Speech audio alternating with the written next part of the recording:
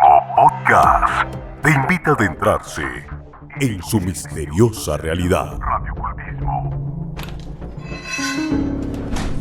Estamos abriendo las puertas del misterio. Abriendo las puertas del misterio. A partir de este momento y en este espacio de conocimiento, tu inconsciente se sumergirá. Comprenderás todo aquello que con tus ojos nunca podrás apreciar. Intuirás todo aquello que con tus sentidos nunca podrás deducir. Descubrirás lo que tu mente nunca podrá percibir. Abrirás las puertas de la sabiduría y desearás a nuestra dimensión cruzar. Penetrarás en la verdad, la razón despertarás y el verdadero mundo frente a ti observarás. Como una antorcha, el camino del conocimiento te iluminaremos.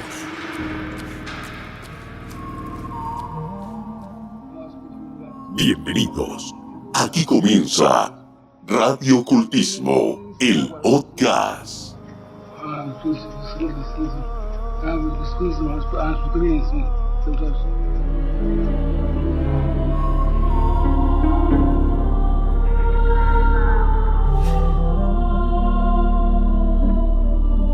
Hola amigos y seguidores de Radio Ocultismo. Reciban ustedes un cordial y grato saludo. Este año 2026 es un año en el que el velo entre lo visible y lo invisible parece hacerse más delgado cada día. Yo soy el Maestro Soleil, quien les guiará por un viaje donde el amor deja de ser un sentimiento y se transforma en fuerza, conjuro y en peligro.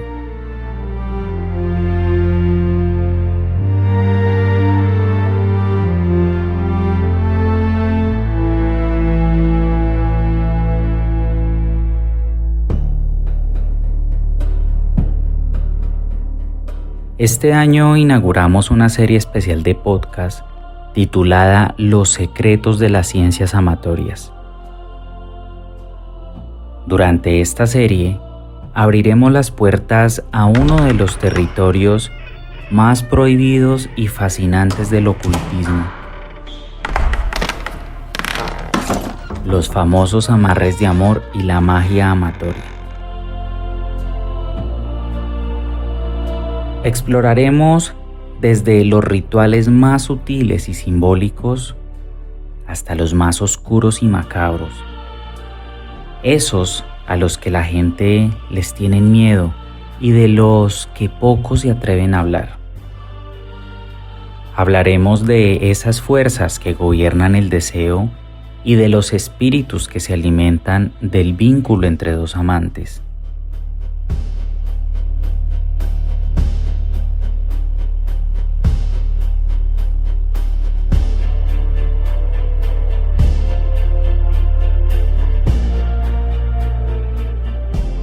De esos poderosos hechizos que prometen fidelidad eterna a cambio de energía, como también de sus terribles consecuencias cuando no se realizan de forma adecuada y no se sabe con quién estamos trabajando.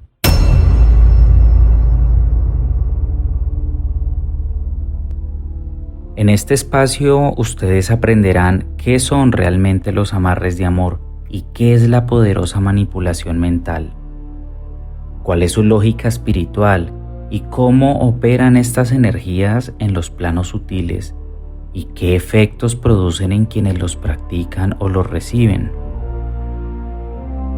Expondremos las prácticas que se esconden detrás de esa famosa palabra amor eterno. También revelaré secretos que en mi profesión he descubierto y que durante siglos las religiones intentaron ocultar tras el dogma y la moral.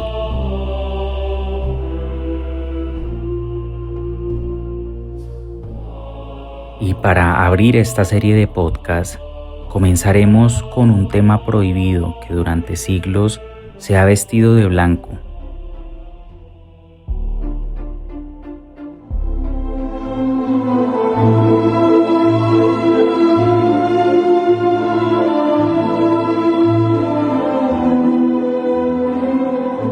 Antes de continuar, quiero hacer una pequeña advertencia. Este contenido no pretende atacar ninguna religión, creencia ni institución. Lo que aquí se expone es una interpretación simbólica y personal del matrimonio católico. Desde la mirada de quien ha trabajado temas del ocultismo, el ritual y la psicología del vínculo.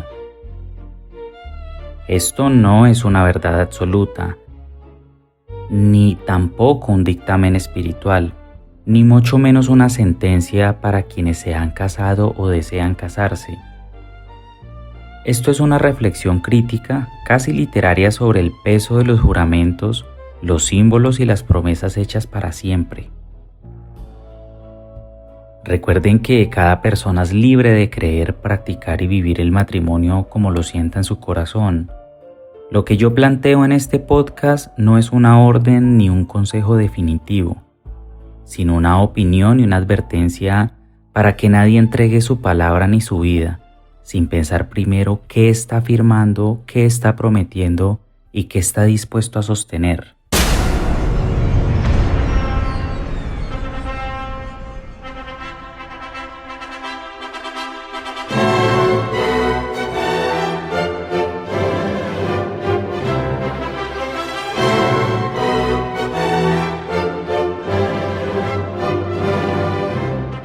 ¿Alguna vez se llegaron a imaginar que el matrimonio católico es el amarre más poderoso y antiguo del mundo occidental?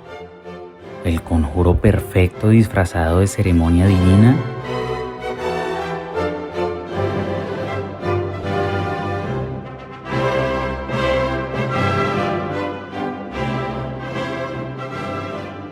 En este espacio analizaremos sus raíces paganas, su estructura energética, y el motivo por el cual el matrimonio puede convertirse en una auténtica maldición cuando las almas que lo pronunciaron lo rompen. Así que prepárense, seguidores de este canal y practicantes del arte oculto, porque en esta nueva temporada de Radiocultismo abriremos los grimorios del amor prohibido y los sellos perdidos del deseo. Entraremos sin miedo a ese territorio donde la pasión se convierte en magia y la magia en destino.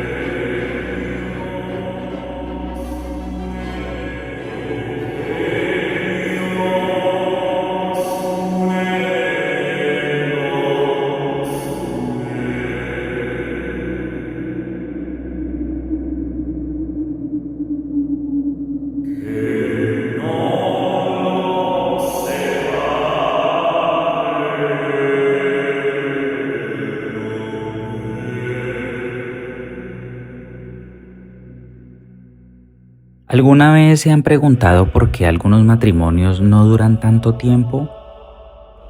¿Han notado que muchas parejas que llevan años de noviazgo y que parecían inseparables, un día toman la decisión de casarse por la iglesia y después de jurarse amor eterno frente al altar, al poco tiempo y sin ninguna explicación, esa relación se rompe?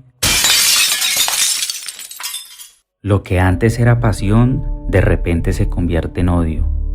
Lo que era alegría se convierte en lágrimas. Esas dos personas que antes se amaban terminan como enemigos irreconciliables.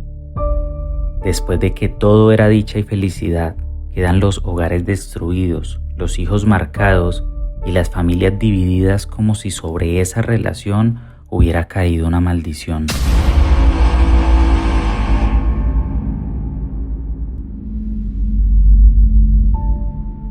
La mayoría de gente que se casa piensa que al recibir la bendición de un sacerdote todo va a mejorar.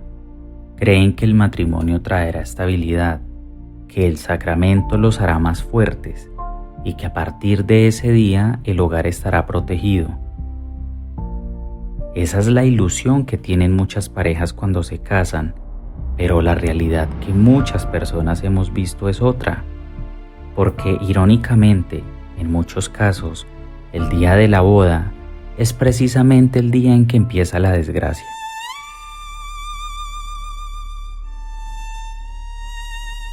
Llevo años trabajando como ocultista y hechicero. He estudiado fórmulas amatorias de todo tipo, desde las más sutiles hasta las más oscuras, que se han practicado en distintas culturas durante mucho tiempo.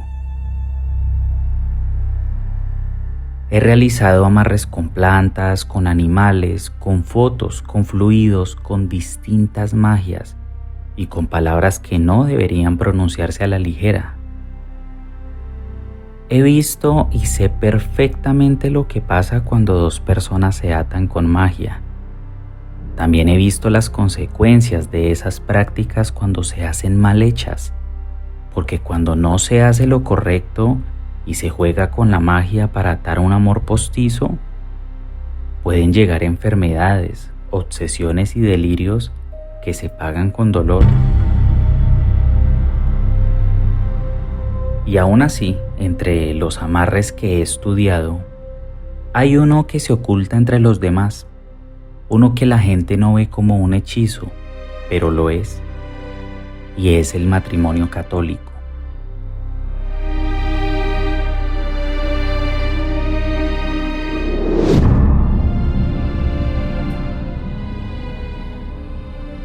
La verdad es incómoda, pero simple. El matrimonio católico no es solo una ceremonia, es un viejo hechizo adaptado, refinado y disfrazado.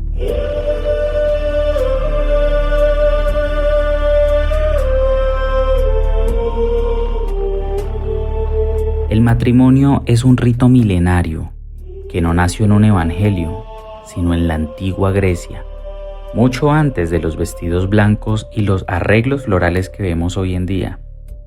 Su origen no está en Roma, ni tampoco en las escrituras, sino en la antigua Grecia, en los días en que los dioses aún pedían sangre. Antes de las flores, de los vestidos blancos y de las fotos donde todos lucen felices, las bodas eran ritos teñidos de oscuridad. Y el dios que presidía estas uniones era Himeneo, la deidad de la pasión y la esclavitud emocional. Siglos atrás, cuando una pareja celebraba su boda, se llevaba a cabo una ceremonia donde el invitado principal era Himeneo. A esta deidad se le ofrecía la virginidad de la novia, la sumisión del esposo y la sangre de animales sacrificados durante dicha ceremonia.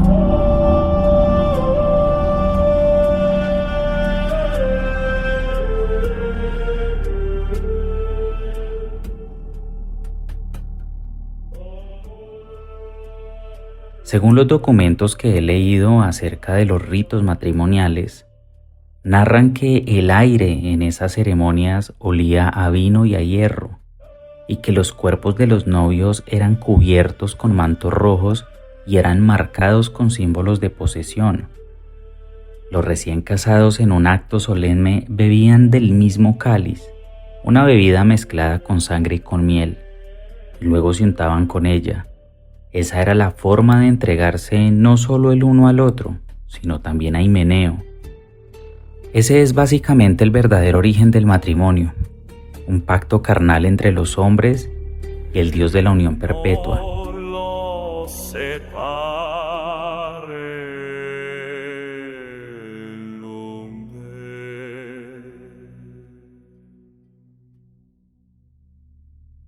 El matrimonio en aquella época era un ritual sangriento dedicado a Himeneo, al que se le ofrecían animales sacrificados. Los invitados a la boda bebían sangre mezclada con vino y con miel. Luego los novios eran rociados, manchados y marcados. Durante la ceremonia, el sacerdote que los casaba le pedía a esta entidad que la vida de estos dos novios y sus almas quedaran unidas hasta después de la muerte. Según la tradición, estas parejas al pasar los años también eran enterradas en la misma tumba para conservar el protocolo del ritual. Esto que les estoy contando no era para nada romántico, era una práctica brutal.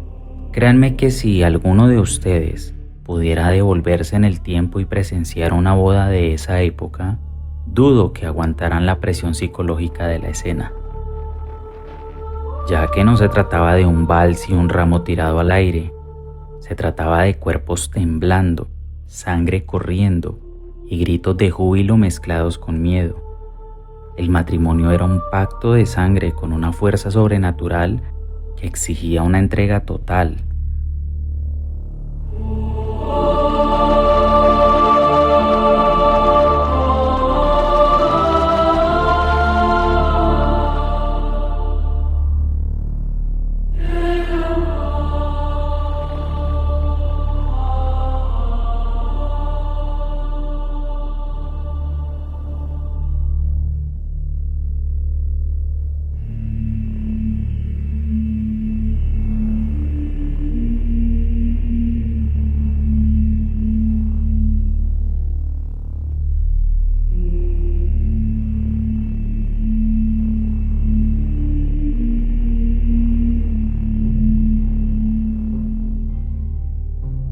Con el pasar de los tiempos, el catolicismo se apropió de esos rituales y los convirtió en un negocio muy lucrativo para ellos, porque unir amantes era un negocio rentable. La iglesia empezó a cobrar por las bodas, y de ese modo fue que empezaron a ser mediadores y a ser los principales testigos de un amor ante Dios. Así fue como el rito griego se fue cristianizando poco a poco.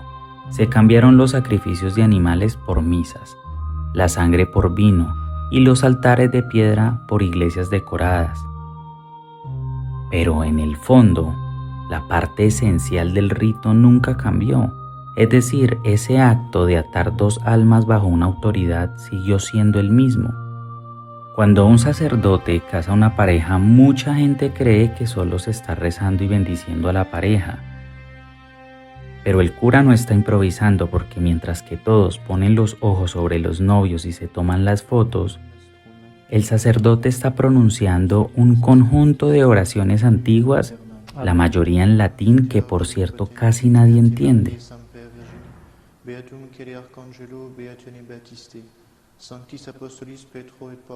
Son exactamente 5 fórmulas claves que han sido repetidas en todas las iglesias del mundo y que funcionan como sellos energéticos sobre ese pacto que se llama matrimonio.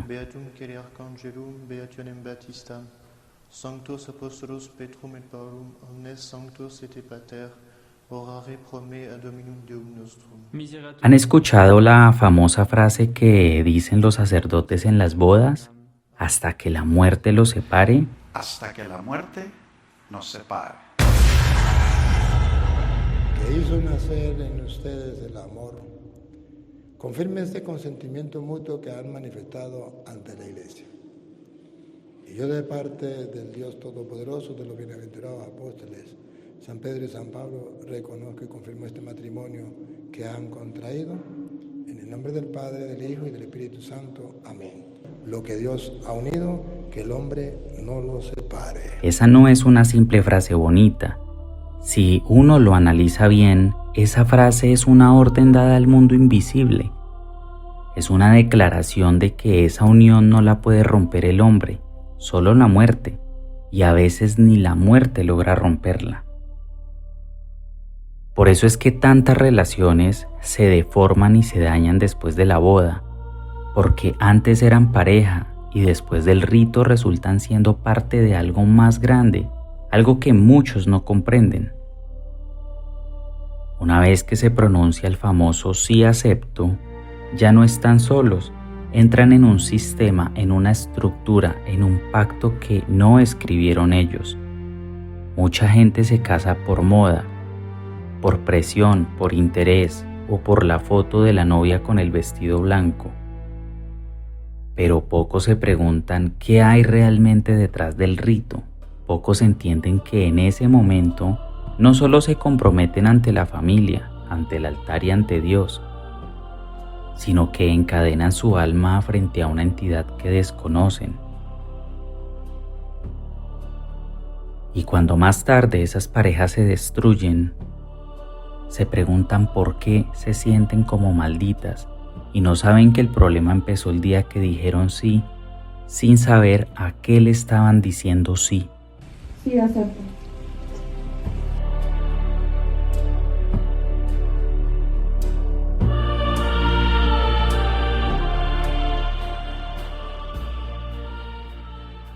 El matrimonio católico no es un juego, es un amarre antiguo, fuerte, pesado, y quien entra ahí por capricho termina pagando un precio que no se imagina.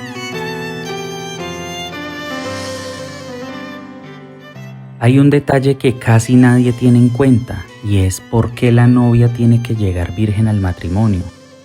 ¿Por qué se insiste tanto en la pureza, en el color blanco, en el velo y en el honor de la mujer?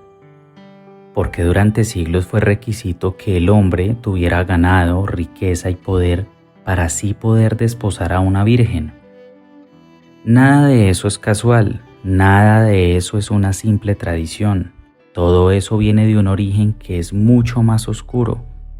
Recordemos que en las antiguas civilizaciones la boda era una ofrenda. Un hombre ofrecía su riqueza y la mujer su cuerpo virgen. Y ambos eran presentados ante Himeneo, una deidad que estaba ligada al deseo, a la posesión y al control de los vínculos.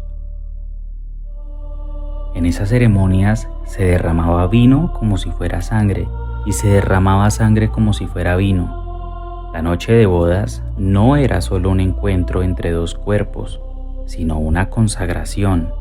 Sus almas quedaban marcadas como si fueran propiedad de algo que los superaba.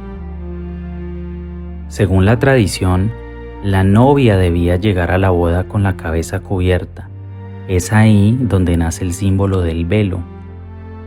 El velo no era un adorno tierno y elegante, era un signo de entrega. La cabeza cubierta significaba simbólicamente, ya no me pertenezco. La Virgen no era solo pureza sexual, era una ofrenda, una carne reservada para el Dios del vínculo total. Esta es la parte de la historia que casi nadie cuenta, porque es escabrosa, es desagradable, es brutal, pero está ahí, escondida en las mismas raíces del rito. Tanto así que si contara a fondo todos los detalles de esas ceremonias, de pronto muchos de ustedes que están escuchando esto cerrarían el video o quizá este canal no mostraría el contenido.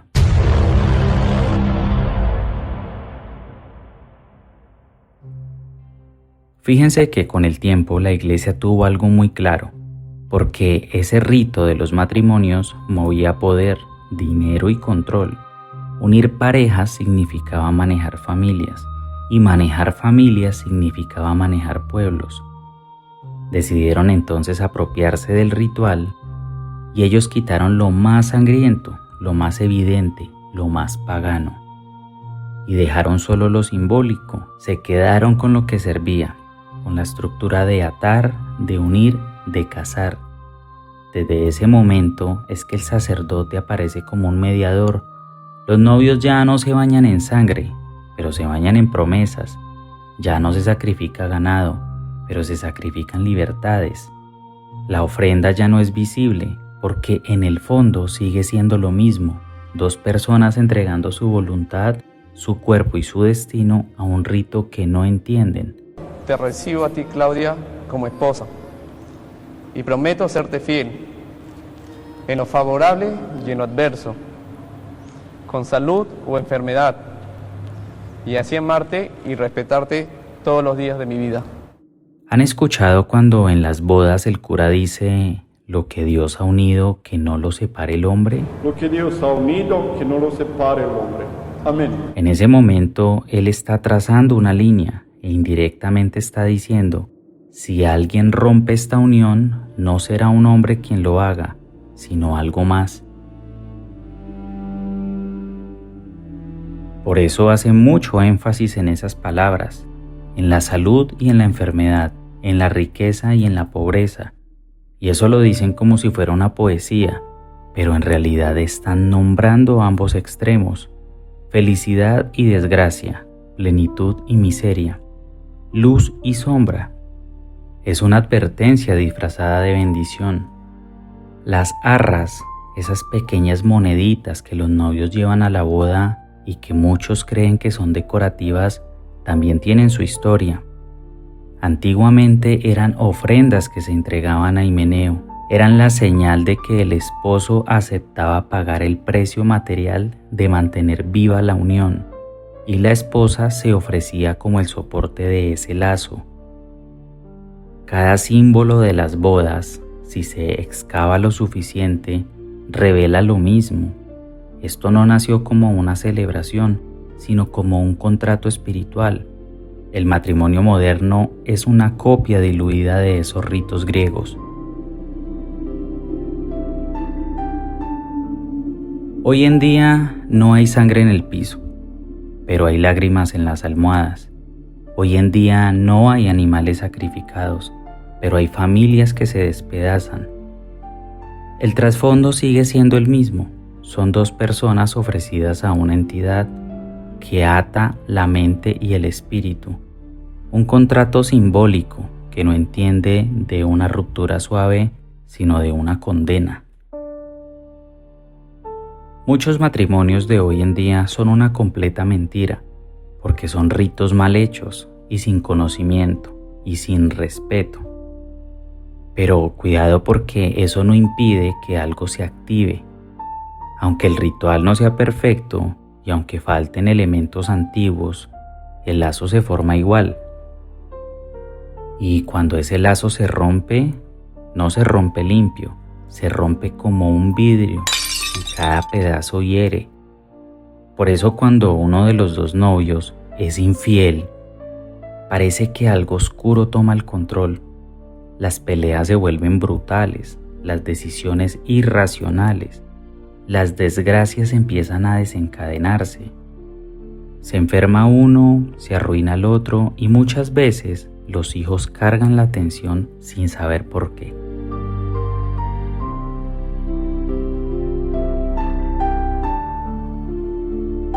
Es como si alguien en algún lugar estuviera cobrando el incumplimiento del pacto.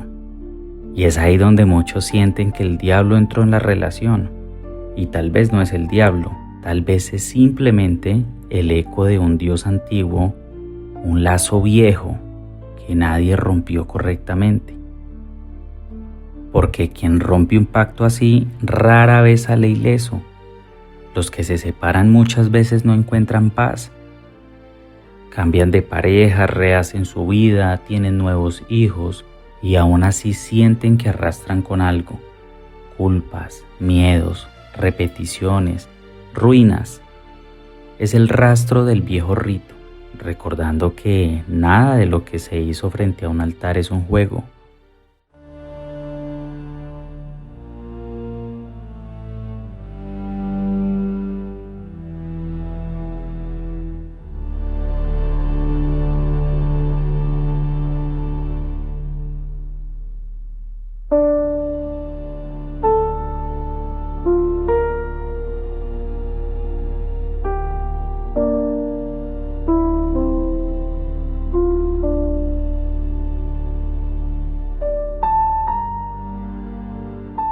Hay algo que casi nadie se pregunta y que debería ser lo primero. ¿Por qué los novios tienen que llevar 2 anillos? ¿Y por qué además los anillos los llevan ellos mismos al altar? Como si estuvieran cargando algo más que una joya. Esos anillos dorados que brillan en las fotos no son simples joyas. En tu mano parecen adornos, pero en el lenguaje oculto son candados. Son 2 pequeñas jaulas circulares que simbolizan atadura y encierro. En la ceremonia el sacerdote los bendice, los roza, los ofrece y luego se los entrega a los novios para que los posen sobre los dedos como quien cierra un grillete. Y a partir de ese momento los novios no solo están casados, están encadenados.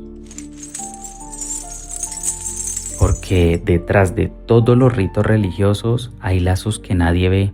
Nadie se pregunta cuáles son, mucho menos los novios, que justo en ese momento están pensando en la fiesta, en la foto, en el vestido o en el banquete.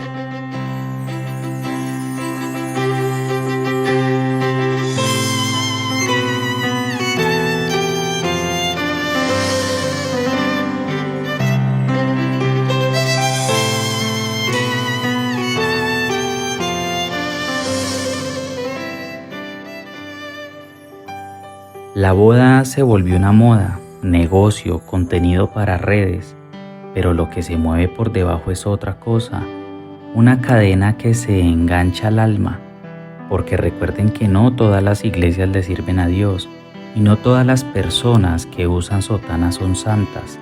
Acuérdense que dentro del mismo catolicismo hay ideologías, corrientes y divisiones muy marcadas. Pero el rito del matrimonio es el mismo en todas partes, y ahí es donde está el detalle. Un mismo conjuro repetido por siglos, multiplicado en miles de templos sobre millones de parejas. El matrimonio está construido como un hechizo perfecto. Tiene símbolos claros, palabras repetidas, testigos, objetos y un antes y un después. Eso es lo que precisamente cualquier brujo busca cuando crea un amarre, lo que se conoce como un punto de no retorno. Romper un matrimonio no es como cortar un simple noviazgo, porque básicamente es cortar un lazo que está sostenido por una energía. Por eso cuando uno de los dos novios rompe el pacto con infidelidad, abandono o traición, lo que viene detrás parece una maldición. Hogares que se caen, familias peleadas, hijos resentidos, dinero que no rinde, enfermedades que se disparan. ¿Será casualidad? No lo creo. Actualmente cada vez más gente ha decidido no casarse por la iglesia, y no por rebeldía, sino por experiencia. Muchas parejas se han dado cuenta de ese mismo patrón, que se repite muy seguido. Las parejas se casan y al poco tiempo el hogar se derrumba y después de la separación sienten un peso encima que no se lo quitan tan fácil, como si hubieran entrado en la boca del lobo sin darse cuenta.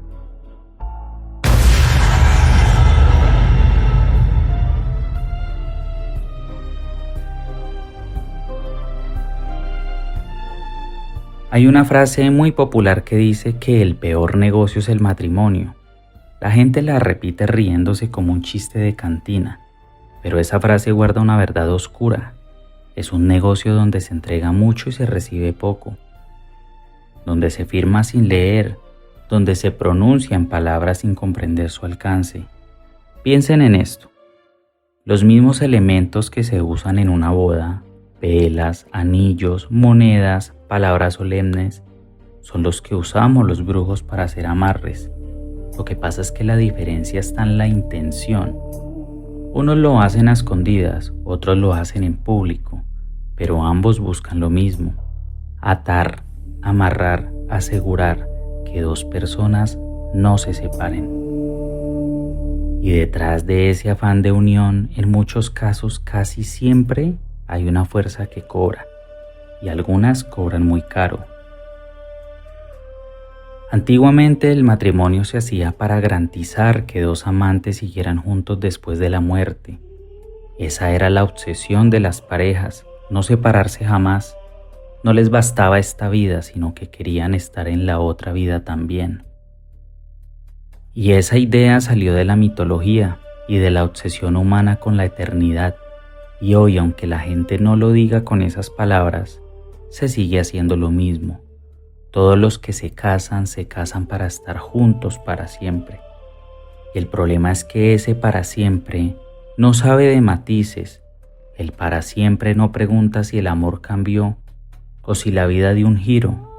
Ese para siempre es una cárcel y quien entra debe entender lo que está firmando.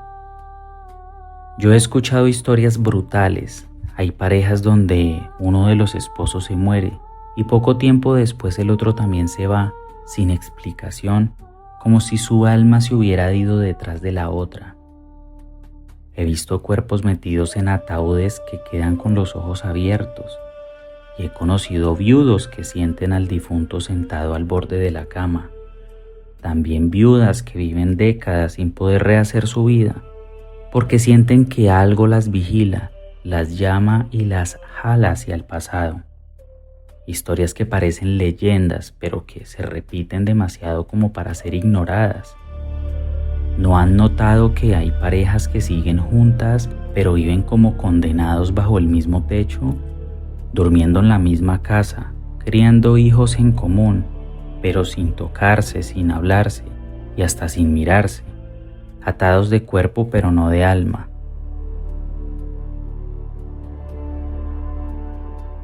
Los que dicen que viven por los hijos, yo a eso lo llamo vivir por miedo a romper ese pacto que firmaron. Muchas veces eso es el matrimonio, uno de los amarres más fuertes que existen.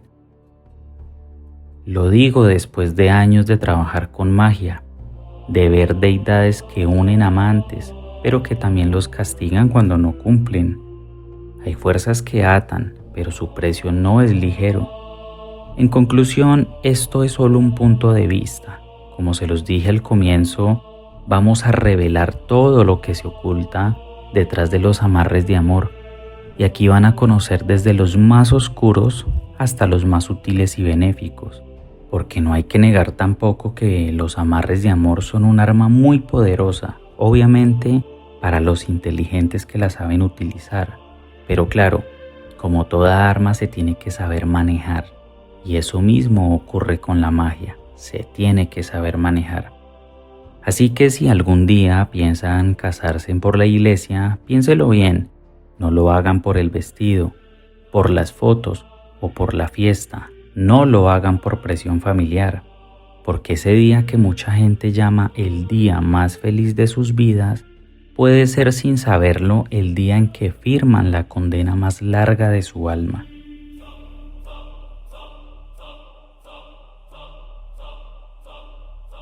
Casarse no es malo cuando en realidad se ama, pero también es bueno mirar otro tipo de uniones, donde no se firme ni se haga ningún pacto. El mejor compromiso es el que se hace con amor y no por vanidades o apariencias como lo es el matrimonio católico en muchos casos. Supongo que quedaron preguntas abiertas y eso es exactamente lo que buscamos aquí. Si llegaste hasta este punto, ya sabes que en Radio Ocultismo no hablamos de cosas ligeras. Aquí decimos lo que muchos prefieren callar. Si quieres seguir conociendo los rincones más incómodos del amor, la fe y la sombra, suscríbete y quédate cerca. Comparte este episodio con quien se ríe del matrimonio, con quien sueña con casarse o con quien sospecha que detrás del altar hay algo más que flores y fotografías. Esta vez cerramos el grimorio, pero recuerda que los ritos siguen ahí funcionando en silencio.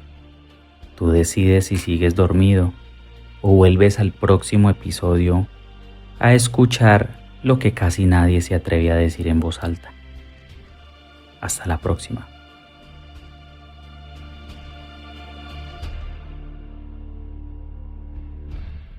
Has llegado al final de este episodio. Somos Radio Ocultismo, el podcast. Un espacio donde nuestros radioescuchas descubren misterios, conocen leyendas y encuentran significados ocultos en cada nuevo episodio. Radio Ocultismo, donde las historias cobran vida. Te esperamos en el próximo episodio.